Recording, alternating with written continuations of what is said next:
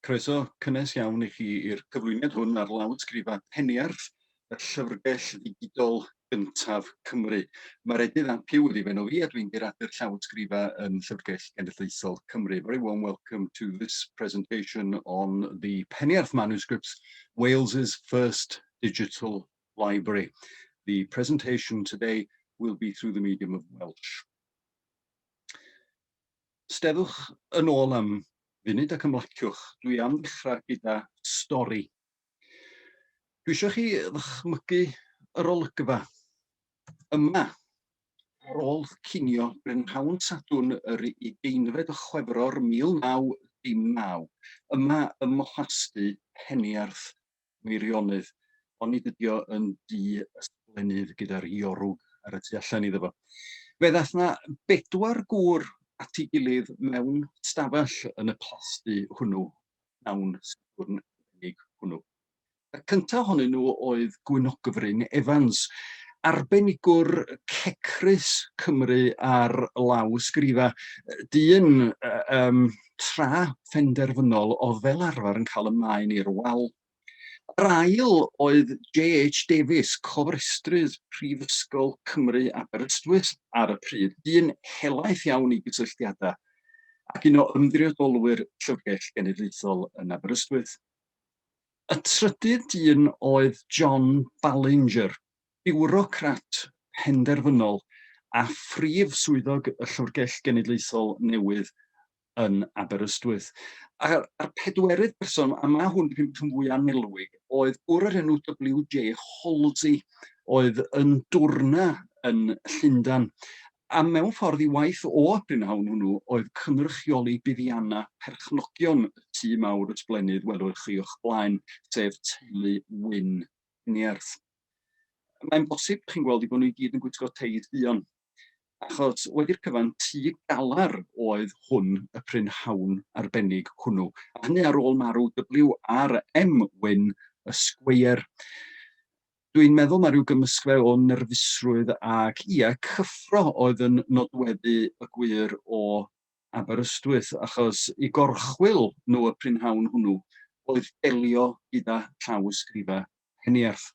Ac i wneud hynny, roedd yn rhaid iddyn nhw agor drysa y silff wydr fawr double-fronted oedd yn y plasty, a sicrhau yn gyntaf fod bob un gyfrol yn bresennol ar y silffoedd.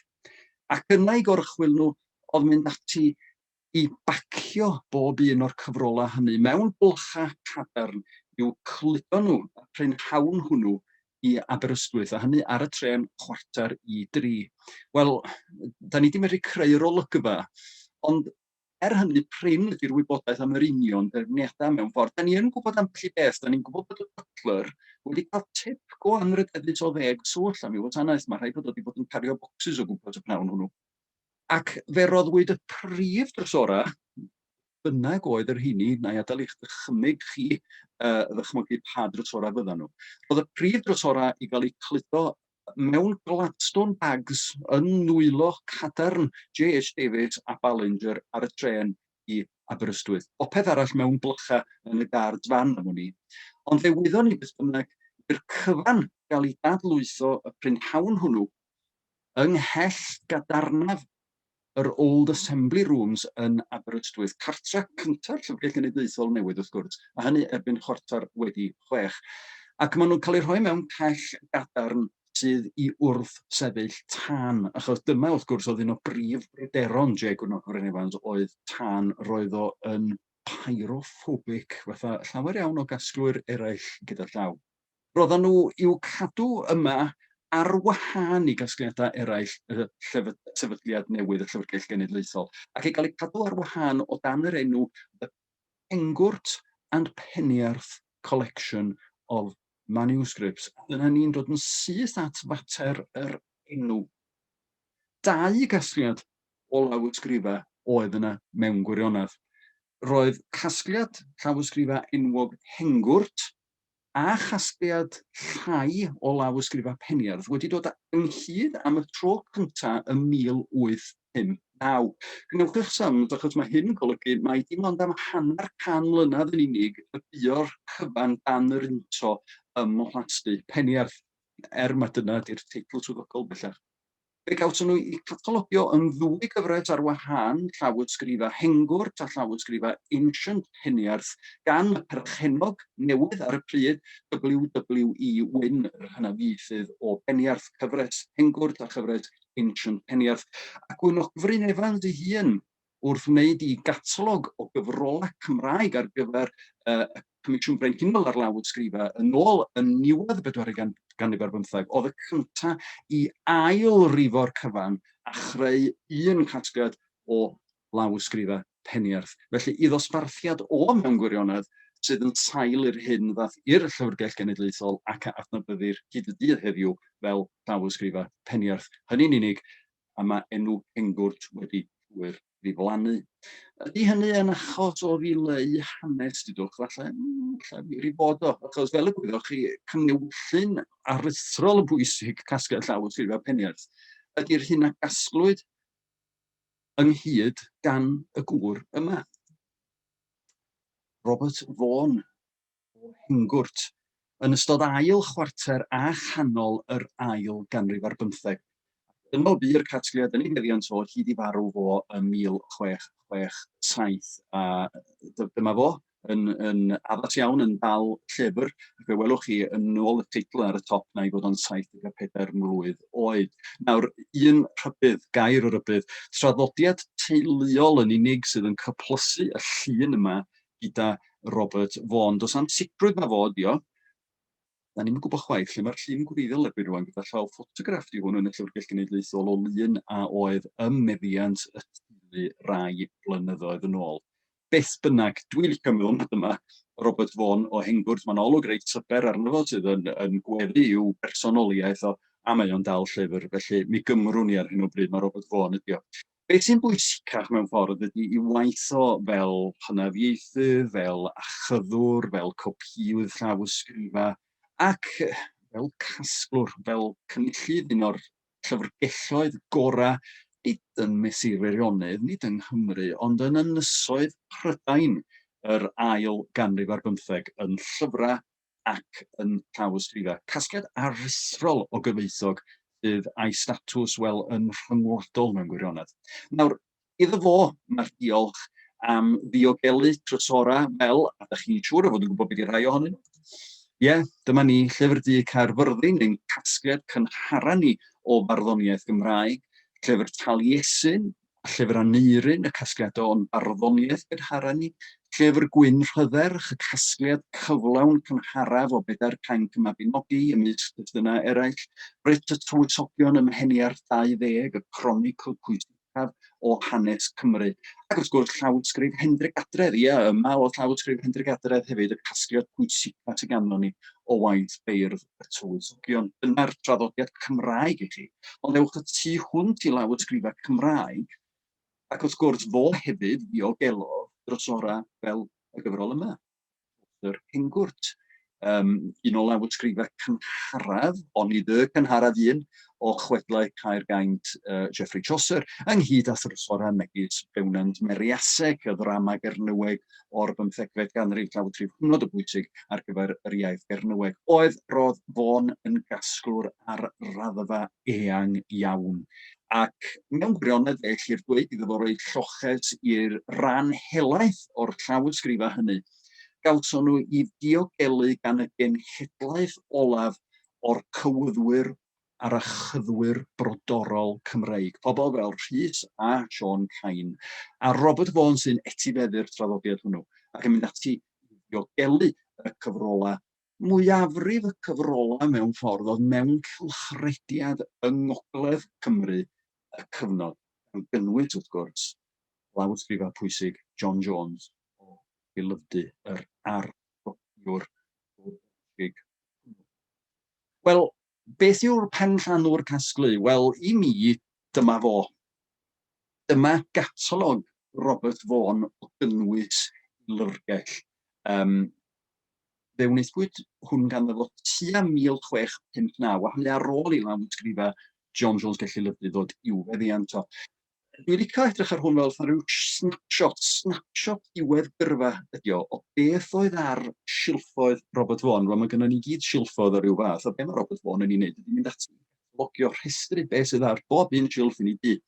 A mae o'n gwneud hynny yn wyddonol iawn yn ôl pres, yn ôl cwpwrdd, a dyna di Z2 o'ch blaen chi yn y fan yma, yn ôl y silff, felly 1, 2, 3, 4, 5 i lawr, a dyma rhif 1, 2, 3 yn y gongol chwith yn y fan yna, ac wedyn lleoliad ar y silff. Felly y cyfrol gyntaf yn y fan yna ydy cyfrol 1 a'r silff 1 yng nghwpwrdd Z2 yn tydio yn drefnus. Mewn ffordd, mae yna sail yma i ni ddychmygu sut le oedd stydi neu stafell neu lyfrgell Robert Vaughan bron. A fedrwch chi ail greu yr hyn oedd ar ei silff oedd o hyd nes iddo fo farw ym mis Mai 1667. Mae yna dristwch ynglyn â hyn hefyd, achos wnaeth neb byth lwyddo i ail greu llyfrgell Hengwrt gyda'r cyfrolau wreiddiol. Mae'r cyfan wedi mynd, mae'r cyfan wedi cael ei chwalu felly. Gweitha'r ymgyrch aruthrol i gasglu'r deunydd yma i gyd yn Hengwrt, gennai ofn mae cryn dipyn o amarch a gafodd casgliad ar ôl marw Robert Vaughan. Pam? Wel, mae'n wir dweud fod Hywel Vaughan, mab Robert Vaughan, wedi etifeddu diddordebau achyddol i dad. Oedd gynno fo diddordeb. Y trasiedi fawr ydy mae dim ond am 8 mlynedd oedd o fyw ar ôl marw i dad. Yn anffodus, achos am ganrif ar ôl hynny, rhwng 70au ail ganrif ar 15 a dudwch 60au ar 19 ganrif, fe gafodd llyfrgell Robert Vaughan i hesgynuso yn ddirfawr wrth i lewyrch bydol y teulu, os liciwch chi, ariannol y teulu, gilio. Hynny ydi, mae'r llanw yn mynd allan ar ei hynt a'i helynt nhw. Ac fe ddiflannodd llawysgrifau o gasgliad Hengwrt. Chydig bach yn y dechrau, yr enwoca ohonyn nhw i gyd ydi Mostyn 88, llawysgrif feddygol Mostyn, sydd yn diflannu o Hengwrt i fyny i Loddaeth, un o gartrefi mawr teulu Mostyn. Gydag amser, fe all llawer iawn rhagor o lawysgrifau o Hengwrt. Wrth i gyflwr y tŷ ddirywio, achos fel mae'r arian yn diflannu, mae cyflwr y tŷ yn dirywio, ond felly hefyd y dirywiodd cynnwys y llyfrgell damp no. Ac wrth gwrs, bynnag am bapur wrth i femrwn dampio, mae llygod yn dangos diddordeb yn llygod mawr ac yn llygod bach, a maen nhw'n mynd ati i fwyta croen memrwn, ac yn wir, mi welwch chi rai o lawysgrifau Peniarth, os yr Hengwrt yn ei mysg nhw, lle mae yna junks mawr o'r testun wedi cael ei gnoi, a fydwch chi weld patrwm danedd y llygod yn llawysgrifau. Felly, pan mae memrwn yn tampio, mae o'n troi'n bwyd, a mae'r llygod yn dechrau mosod. Un o'r pethau difyr mae rhywun yn ei ddysgu wrth wrando ar arbenigwr fel Daniel Hughes ydy y gallwch chi ddyddio y cyfnod pan oedd yna ddirywiad yn hanes y llyfrgell yn ôl gweithgaredd y llygod. Hynny yw, mae'r testunau yma'n cael ei copio yn aml iawn o flwyddyn i flwyddyn, ac fel mae'r arna o'r testunau yn diflannu, hynny ydy, maen nhw'n mynd yn fwyd i'r llygod, yna da chi'n gallu dyddio pryd yn union oedd hynny yn digwydd. Trydydd chwarter y 19fed ganrif, mae hi'n troi'n ddrwg yna. Ac yna mae'r llygod mawr, llygod mawr, nid llygod bach yn unig, yn gwledda. Pen llanw'r diriwiad mawr ydy 1778. Mi ath dyledion y teulu mor ddrwg. Hugh Vaughan oedd yn sgwir yno ar y pryd. Mi ath y dyledion mor ddrwg fel y bu'n rhaid rhoi'r plasty ar werth a symud yr eiddo symudol oddi yno. Nawr, fe gafodd y mwyafrif o'r llawysgrifau i diogelu yn Nanau. Nawr, roedd teulu Nanau a teulu Hengwrt wedi clymbleidio trwy briodas yn nechrau y 19fed ganrif, ac felly mwyn diogelu rhyw fymryn ar y trosora, fe aeth y llawysgrifau i arall y teulu i Nanau. Ond rywsyd yn y broses o wneud hynny, fe aeth yna rai unigolion ati i helpu hunan yn helaeth i'r cyfrolau oddi ar y tilffordd. Nawr, da ni ddim yn hollol siŵr sut oedd hyn yn digwydd. Un o'r rhai sydd dan amheuaeth ydy un lleol ar enw Gruffydd Robert o Ddolgella, oedd yn feddyg, ac ewch chi i eglwys Dolgella, mi welwch chi garreg fedd fawr Gruffydd Robert reit ym mhorch yr eglwys wrth i chi gerdded i mewn ag allan. Nawr, da ni'n gwybod o dan ba moda y cafodd o lawysgrifa oedd hi yna, mae'n bosib bod y teulu hyd yn oed yn talu am ei wasanaeth meddygol o gyda lawysgrifa. Os bynnag, oedd gynno fo ddiddordeb, ac roedd o yn gasglwr, ac mi aeth llawer o lawysgrifa hengwrt i'w feddiant o. Nawn ni'n gofyn gormod y gwestiynau. Da ni yn fwy amheus o lawer o'r ail gymeriad, sef un o'r enw Richard Thomas. Nawr, Hewrat oedd o, felly mi ddylai bod o wedi gwybod yn well, a bachgen ifanc, nid mi oedd o farw yn ifanc iawn. Roedd ganddo fo track record, oedd o eisoes wedi dwyn llawysgrifa o'i goleg yn Rhydychen, a fo yn eitha sicr gafodd afal ar lyfr Aneurin o lyfrgell Hengwrt, ond fo'n sicr gafodd afal ar lawysgrif Hendrik Adred. A mi fachodd y ddwy gyfrol, a mi fu'r ddwy gyfrol wedyn yn crwydro am tua 200 mlynedd hyd nes iddyn nhw ddod yn ôl at lawysgrifa Hengwrt yn y Llyfrgell Genedlaethol yn Aberystwyth, yn achos un ohonyn nhw yn nechra yr ganrif bresennol, yr unfed ganrif ar hugain y bu hynna ddigwydd. Felly, mae gennau ofn bod yna sbeilio wedi digwydd ar raddfa helaeth. Diolch byth, dim ond am gyfnod byr, achos pan etifeddwyd stad Hengwrt gan Robert Hywel Vaughan, Sir Robert Hywel Vaughan, ym 1783, fe sefydlogodd ffortiwn teulu unwaith yn Rhagor. Ac mi ath mab hwnnw, dyn o'r enw Sir Robert Williams Vaughan, dyn arbennig iawn chwarae teg, mi ath o ati nid yn unig i gatalogio y lawysgrifoedd ar ôl, a falle bod yna rhyw anian archifydd yn efo, ond mi ath o ati i geisio adfer rhai o'r drysora a dod nhw nôl i mewn i'r casgliad, gan gynnwys y llawysgrifa wedi cael ei bachu o bosibl gan Gruffydd Robert Dolgella, ond hefyd mae o'n mynd ati i brynu rhai nôl. Felly mae o'n ceisio ail-greu casgliad Hengwrt fel ag yr oedd o. Nawr, dyma'r cyfnod pan mae pethau yn gwella. Cyfnod yma, os da chi eisiau gweld sut leodd Hengwrt, dyma ddarlun o 1793, Hengwrt yn y coed. Clamp o blasty hynod. Does ddim honno fo ar ôl, dim ond rhan o'r adeiladau allanol sydd bellach, tu allan i Ddolgella yn gartre dros dro i Gathod a Chŵn, Kennels and Cattery, sydd yn o bellach, lle bu, na'i'm dweud Mieri lle bu Mawredd, ond yn sicr Cathod a Chŵn lle bu Mawredd sydd yn o bellach. Ond dyma gyfnod Sir Robert Hywel Vaughan pan mae pethau'n dechrau troi eto, a mae pethau ar ei fyny yn achos teulu. Gwych o beth, gwych, ond yn anffodus, Sir Robert Williams Vaughan, yr un oedd yn prynu stwff yn ôl, yr un person oedd yn catalogio'r casgliad, oedd yr ola o'i dras, yr ola o'r teulu. Fe fuodd o farw yn ddi-etifedd. Roedd dyfodol y llyfrgell felly mewn peryg. Wel, be oedd o'n mynd i wneud? Mi fuodd o chwarae teg yn ddoeth. Mi ddaru o sicrhau dyfodol y llawysgrifa trwy gadael nhw i un o'i gymdogion. Un o'r enw WWE Wyn o blasty Peniarth yn Tir Beirionnydd. Gŵr oedd yn enwog fel hynafieithydd, felly un o gynno fo ddiddordeb yn y llawysgrifa. A chwarae teg i Robert Williams Vaughan, mae o'n gadael y llawysgrifa i Wyn yn ei wyllus. Felly pan mae o'n marw yn 1859, mae'r llawysgrifa yn mynd o Hengwrt i Beniarth. Yn anffodus, dim ond y llawysgrifa. Achos rhan o lyfrgell Hengwrt oedd y llawysgrifa, roedd yna gasgliad aruthrol bwysig o lyfrau preintiedig yno hefyd. Rhai o bosibl wedi dod o gasgliad efallai mynachlog Cymer, da ni ddim yn gwybod, mae yna draddodiad, ond yn sicr llawer ohonyn nhw wedi dod o gasgliad John Jones Gelli-Lyfdy, a meddyliwch am yr holl arnodiadau a gwybodaeth hanesyddol bwysig fydda yn y cyfrola hynny. Mae'r rheini i gyd yn cael ei gwerthu ym 1859 a'i chwalu. Ac camp i chi os oes gennych chi lyfr preintiedig o lyfrgell Hengwrt, achos belled ag y gwn i, maen nhw yn brinach na'r llawysgrifa hyd yn oed.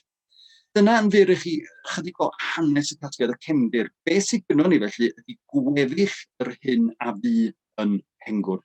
Ond mae o'n dal i fod, mae dim ond gweddill ydi o, mae'n dal i fod gyda'r pwysicaf a'r mwyaf o'n casgliadau ni o lawysgrifau Cymru. Ac gydnabyddwyd hynny yn haeddiannol iawn trwy osod casgliad llawysgrifau Penierth ar gofrestr cof y byd UNESCO ar gyfer y Deyrnas Unedig yn ôl yn 2010. Ddeng mlynedd yn ôl felly. Dyma, ni'n dod rwan at ail ran rydyn dwi eisiau dweud heddiw. Beth sydd yn y casgliad? Wel, mae gen i fel curadur, fel arfer, a dwi'n recordio hwn yn 2020 pan dwi fel y gwelwch chi adra i dyn y llyfrgell felly. Mae genna i fantais arna chi fel arfer, achos dwi'n medru mynd i lawr i'r gell diogel yma yn rhombil y llyfrgell. A bydda gweinogfryn wrth i fodd efo'r gell yma. Oes mae yna focsys llwyd bentwr yma yn diogelu'r cyfrola, ond mae hi'n gell sydd yn gwrth sefyll tân, mi fydda fo falch. Ac o barch i Gwynogwyn Evans a'i pyrophobia, fe welwch chi bod hon yn gell hynod o ddiogel. A dwi'n gallu mynd i lawr a dwi'n gallu gweld llawysgrifau Penierth i gyd ar y tilffordd yma. So dwi'n lwcus. Mi fyddwch chi mae'n dipyn yn mynd i gweld holl lawysgrifau Penierth hefyd, ond mwy am hynny yn y munud. Faint o lawysgrifau sydd yn y stafell yma? Wel, o ran llawysgrifau Penierth, mae yna 561 ohonyn nhw wedi trefnu yn ôl i Maintioli. Ac mae yna amrywiaeth felly o gyfrolau chain maint poced hyd at lyfrau achyddol mawrion. Mae yna roliau achyddol sy'n cael eu cadw yn fflat felly. Ac mae yna olia un ddogfen fawr mewn bocs. Mae honno gyda llaw yn drysorach achos beth yw hi ydi pasbort wedi cael ei arwyddo gan y Frenhines Elizabeth y gyntaf. Un o'r creiriau hynod yna, dim mewn cyflwr arbennig o dda, ond mae llofnod y Frenhines yna sydd yn dangos i bwy bynnag, ond yn rhoi challenge i'r person oedd yn cario'r ddogfen. Mae genna i awdurdod brenhinol dros fy nhaith i felly. Wel, 561 o lawysgrifau Penierth. Nawr, yn y gorffennol, roedden ni ddibynnol iawn ar hen ddisgrifiadau catalog am wybodaeth am gynnwys y llawysgrifau hyn, achos prif waith ni wrth gwrs ydy yn y cynnwys yna. A da ni'n dal i droi at ddisgrifiadau Gwynogfryn Evans am llawysgrifau Cymraeg, disgrifiadau gyda llaw o luniwyd gyntaf yn y plasty ym Mhenierth wrth y bwrdd yn ôl y 1898. Da ni'n dal i ddibynnu ar ei ddisgrifiadau fo ar gyfer cynnwys y llawysgrifau Cymraeg, pwytica. Beth am y llawysgrifau mewn ieithoedd eraill? Wel, mae ganddo ni ddisgrifiadau syml iawn yn yr Handlet of Manuscripts of the National Library of Wales, a ymddangosod gyntaf yn ystod yr Ail Ryfel Byd yn ôl yn 1943. Mae yna rai o'r llawysgrifau Lladin wedi cael ei disgrifio yn ôl yn y 20au gan athro Lladin Prifysgol Aberystwyth, o'r enw Bentley. Mae'n disgrifiadau fo'n dal i fod yn bwysig. A mae ganddo ni wedyn catalog o 1990 ar gyfer y llawysgrifau ddaeth ar plastyn diweddarach y 1980 ac y 1981. Felly mae yna gybolfa o ddisgrifiadau o gynnwys y llawysgrifau hyn. Rhai ohonyn nhw yn gywir ac yn dibynadwy, eraill ddim cweit mor dibynadwy, achos wrth gwrs mae Gwynogfryn a Bentley er enghraifft yn disgrifio llawysgrifau fel y gyroddan nhw. Mae rhaid cofio fod llawysgrifau Penierth lawer ohonyn nhw wedi cael eu hail rwymo er enghraifft yn yr ystod yr Ail Ryfel Byd pan oedd llyfr o wagnog i'r llyfrgell. A mae hwnna'n stori yn ei hun achos yn anffodus, fe ail rwymwyd y llawysgrifau yn hardd iawn, ond fe oriau hanesyddol gwreiddiol. Wel, mae'r disgrifiadau yma i gyd wedi cael ei addasu i ryw raddau ar catalog ar-lein presennol y llyfrgell. Mae yna fantais gyda llaw o edrych ar enw ar-lein, achos os ydych chi wedi bod yn edrych yn eiddigeddus ar y ddelwedd hyfryd yma o'r llawysgrifau ar y silffodd o'ch blaen chi, mae modd cael rhyw flas o hyn ar catalog archifol y llyfrgell. Yr un archifol, tolwch, nid y catalog llyfrau preintiedig.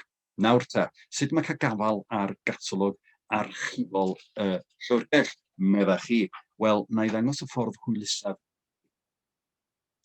O brif dudalen y llyfrgell, chwiliwch am Penierth Manuscripts yn y brif catalog. Dim ond hynny, Penierth Manuscripts. O wneud hynny, mi ddowch chi at, fel y gwelwch chi, 738 o ganlyniadau. Ie, dyna ni, da ni'n byw mewn byd o wybodaeth, mae yna ormod ohono fo weithiau. Ond yn ffodus iawn i ni, yr hit cyntaf sy'n dod reit ar y brig yna ydy Penniarth Manuscript Collection. A beth dwi eisiau chi wneud ydy clicio ar gwneud cais drwy archifau a llawysgrifau ellageg. Gwelwch chi llinell yna mewn oren ar waelod y cornol cyntaf. Gwneud cais drwy archifau a llawysgrifau ellageg. Ac o glicio yn fan yna, mae yna ffenestr ar wahân yn agor. A dyma gatalog archifol y llyfrgell. Y disgrifiadau gorau mewn ffordd o gynnwys y casgliad arbennig hwn. Un gair o esboniad i chi, sylwer mai yn Saesneg y mae disgrifiadau catalog. Ie, hynny am reswm hanesyddol. Hyd yn ddiweddar iawn yn Saesneg yn unig roedd llawysgrifa'r llyfrgell yn cael eu catalogio. Arfer sydd yn mynd yn ôl yr holl ffordd at ddyddiau Gwynogfryn Evans. Felly yn Saesneg mae'r disgrifiadau hyd yn oed os ydy'r llawysgrifau wedi cael eu ysgrifennu yn Gymraeg. Os ydych chi eisiau bio rhywun, bywch yn rhagflaenwyr ni. Nawr, fe welwch yma nodwedd unrhyw ein catalog llawysgrifau ni, sef y gallu edrych ar gasgliad yn ôl trefniant, yn ôl hierarchy. Wel, dyma yr hyn da ni'n hoffi alw'n goeden archifol. Da ni'n hoffi coed yn y llyfrgell Cenedlaethol. Mae yna goed teuluol gyda ni'n bob man, pawb yn gweithio ar enw, ond mae yna hefyd goed archifol. A beth yw hynny mewn ffordd ydy ffordd o ddangos cynnwys archif gymleth yn ei wahanol ganghennau ac is-raniadau ac is-ddosbarthiadau. Mae'n bod modd i chi weld beth yw cyd-berthynas elfennau a'i gilydd o fewn casgliad. Nawr, meddyliwch felly am ryw goedan a'i ffenchanisa, ryw ddarn o ryw brocoli, lle mae gennych chi'r cyff ar y top, a mae gennych chi'r canghennau wedyn yn ymrannu i bob cyfeiriad is-law iddo fo felly. Beth sydd yma ydy casgliad Penniarth ar y top, disgrifiad o'r casgliad cyflawn, a wedyn ydych chi'n gallu clicio ar bob un elfen i gael disgrifiad llawn o'r union law ysgrif honno wedyn. Mae yna ffordd arall o weld goeden archifol gan ni bellach hefyd. Ewch yn ôl i brif dudalen y llyfrgell, a mi welwch chi o dan casgliadau opsiwn i edrych am mwy o wybodaeth am lawysgrifau yn y bocs ar yr ochr chwith. O glicio llawysgrifau yn y fan yma, mi gewch chi gyflwyniad cyffredinol i gasgliadau llawysgrif y llyfrgell. A mae'n wybodaeth digon diddorol a da yn y fan yma sydd yn eich arwain chi at nifer o wahanol adnoddau. Edrychwch ar yr ochr chwith, a mi welwch chi bod yna dudalen benodol ar gyfer llawysgrifau Llan Steffan, Mostyn, Cwrt Mawr ac yn y blaen, ond mae yna dudalen hefyd ar gyfer llawysgrifau Penniarth. Cliciwch honno a feddwch chi i'r dudalen arbennig hon. Dyma gartra llawysgrifau Penniarth yn ddigidol ar wefan y llyfrgell, a dwi'n eich annog chi i gael golwg ar y dudalen yma. Mae'r dudalen yn dangos chydig o wybodaeth am y casgliad, rhai o'r prif drysorau, cysylltiadau, chydig o hanes y casgliad, cyfeiriadau llefryddol at adnoddau yn ymwneud â'r casgliad. Yr hyn sy'n gymharol newydd ar y dudalen ydy'r hyn sy'n reit ar y gwylod os liciwch chi, a mae yna goeden deuluol, coeden archifol arall yma, sydd yn rhestru bob un o lawysgrifau y casgliad. Nawr te, beth sy'n arbennig am yr adran yma ydy i bod hi'n rhoi cysylltiadau hwylus i chi i'r fersiynau digidol o'r llawysgrif. Nawr, jyst gair o gefndir i chi. Rhyw 2 blynedd yn ôl, roedden ni yn nodi 350 o blynyddoedd ers marw Robert Vaughan o Hengwrt. A weithiau mae eisiau rhyw ddigwyddiad o'r math yna i greu esgus i wneud rhywbeth. A dyna esgus dros droi'n golygon eto tuag at y casgliad o'i lawysgrifau fo, a tuag at i digidol nhw. Nid ar sail be da ni wedi gwneud yn y gorffennol o ddeffol a jyst mynd ar ôl y prif drysorau a digido hynny, ond rwan mynd yn systematig trwyddyn nhw i gyd, nid i bob un o lawysgrifau Penniarth. Nawr, mae yna anghenion technegol astrus iawn y tu ôl i hyn, ac felly be da ni'n triol i wneud ydy gwneud hynny yn ôl maint, mae gosodiadau peiriannau yn golygu bod ni'n gorfod gwneud hynny, gan ddechrau gyda'r llawysgrifau lleia yn gyntaf a gweithio'n ffordd i fyny. A da ni yn gwneud hynny o amgylch prosiectau eraill. Felly, da ni'n gwneud hyn yn bron a bod yn amser hamdden mewn ffordd o amgylch prosiectau mawrion lle mae yna arian yn dod i mewn. Nawr, mae o'n brosiect pwysig yndi, a mae o'n brosiect sydd yn digwydd yn raddol, a dyna pam y mae'r llawysgrifa hynny'n ymddangos yn raddol yn y goeden arbennig yma. Felly, gadar ni, mae yna stwff newydd yn cael ei hychwanegu yma bob yn hyn a hyn. Nawr, yna welwch chi o glicio y blwch. Fe welwch chi ein bod ni erbyn rwan wedi digito rhyw 130 o lawysgrifa penierth. Ac felly, da ni tua chwarter ffordd drwy'r gwaith ar y casgliad cyflawn. Nawr, ymysg y llawysgrifa yma, mae yna gyfuniad, mae yna rai o'r trysorau wedi cael eu digito o'r blaen, hynny ydi, maen nhw ar y wefan ers blynyddoedd, ond maen nhw wedi cael eu hamlyncu rwan a'i diogelu'n archifol. A mae yna rai llawysgrifa nag ydyn nhw rioed wedi cael eu digito o'r blaen. Felly, welwch chi rai pethau cyfarwydd yma. Penierth 1 a penierth 2, llyfr D, llyfr Taliesin. Penierth 4, penierth 5, llyfr Gwyn Rhydderch. Ond mi welwch chi hefyd bod yna bethau ychwanegol yma fel penierth 14, penierth 15, penierth 16, rhyddiaeth grefyddol ganoloesol yn y Gymraeg, yn dyddio o'r 10 ganrif ar 10, cyfnod y llyfr D, hyd at yr 11 ganrif ar 15. A fe welwch chi felly bod ni'n gwneud cyfuniad yma o'r trysorau a'r rhai chydig bach yn fwy cyffredin. Rhai wedi digito, rhai sydd wedi cael eu tanlinellu, ond mae yna fylcha o hyd, penierth 3, penierth 6, penierth 7, penierth 8 ac yn y blaen. Gyda'r amser mi fyddwn ni'n llenwi y bylcha hynny, a mae'n braf felly dweud bod yna dîm gwych o archifyddion, technegwyr, pobl delweddu yn mynd ati i wneud y gwaith yma yn gyson, a mae hyn yn dal i gael ei wneud. Reit, da ni wedi edrych yn ôl i'r gorffennol yn hanner cyntaf y cyflwyniad. Da ni wedi cael golwg ar yr arlwy bresennol. Beth sydd yn dod yn y dyfodol? Beth yw'r cynlluniau i le da ni'n mynd? Wel, dros misoedd a'r blynyddoedd nesaf byddwn ni'n parhau i digito hyd nes bydd y cyfan o'r casgliad i'w weld ar ein gwefan ni. Dyma fydd digidol. Llyfrgell digidol gyntaf efallai yn hanes Cymru, a mi fydd hi'n braf cael y prosiect yna wedi i gwblhau. Dyna gam 1.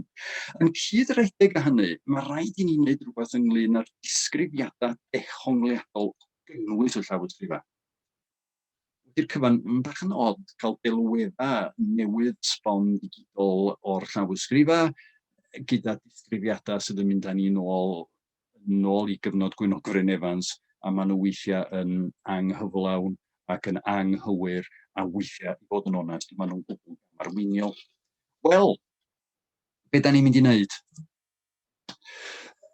Dyma lle mae'r gŵr yma'n dod i'r adwys. Dyma secret weapon y llyfrgell ots rhywbeth. I fod o wedi ymddeol ar strot chwarter canrif o'r Llyfrgell Genedlaethol, mae Daniel Hughes wedi parhau i ail-ddehongli ein llawysgrifa Cymraeg a Chymreig ni. Rhai hynny sydd yn perthyn i'r cyfnod cyn 1800. A mae wedi gwneud hynny, chwarae teg iddo fo ni amser hamdden, doedd yn llawer o bobl sydd wedi ymddeol sydd yn gwneud gwaith o'r fath. Ac mi fydd ei waith mawr o Repertory of Welsh Manuscripts and Scribes yn cael ei gyhoeddi gan y Llyfrgell ar ganolfan Uwchraddodiad Cymreig a Chiltaidd yn 2021.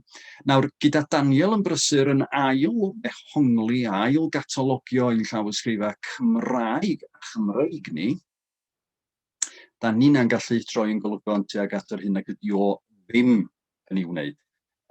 Ac yn ystod y 2 blynedd nesaf, bydd yn rhaid i ni ddiweddaru'n cofnod catalog, ngoli ni disgrifiadau newydd Daniel, a hefyd gyda golwg ar yr hyn ac ydi Daniel ddim yn ei ddisgrifio.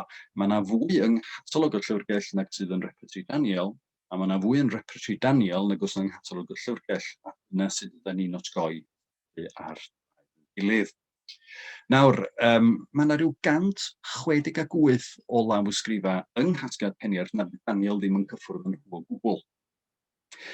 Felly'r gobaith ydy o fedru defnyddio disgrifiadau Daniel yn y pen draw ac uwchraddion disgrifiadau ni, falle tua'r un pryd ac y bydd y llawysgrifa ola'n ymddangos yn digidol, mi fydd ganddo ni metadata newydd, mi fydd disgrifiadau newydd i gyd fynd â nhw. Cofiwch chi, dwi'n meddwl dyna ni orffwys ar yn rhwyddan fan yna chwaith. achos mae eisiau edrych ymlaen hyd yn oed ymhellach na hynny. A dyma lle gallwch chi fel defnyddwyr hefyd gael rhan drwy roi syniadau ni ac agorth i ni. O gael y delweddau newydd a disgrifiadau newydd, mae rhaid cofio nag ydy pawb yn gallu darllen llawysgrifau.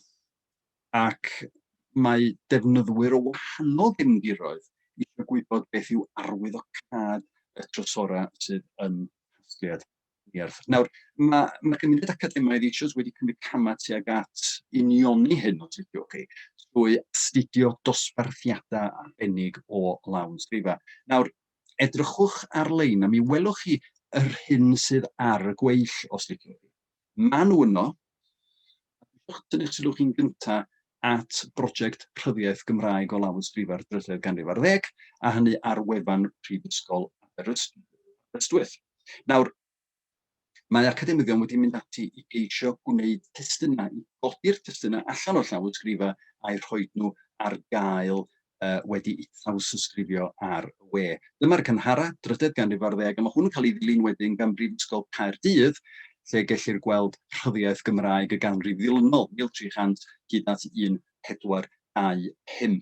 Mae y wefan yma yn rhoi mynediad i destunau rhyw 54 o lawysgrifau yma yn y llyfrgell ac mewn sefydliadau eraill. Nid i gyd yn casgliad peniarth gyda llaw, mae yna gasgliadau eraill yn cael eu cynrychioli, ond fe welwch chi fod llawysgrifau peniarth yma yn sicr.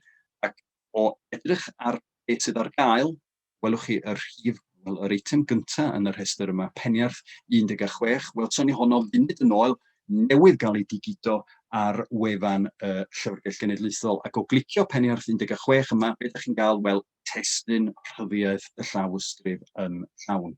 Nawr, dyma beth sydd ganddo ni ar wefan Caerdydd. Ydych chi'n gweld beth sgynnon ni yn ddelweddau ar ein gwefan ni.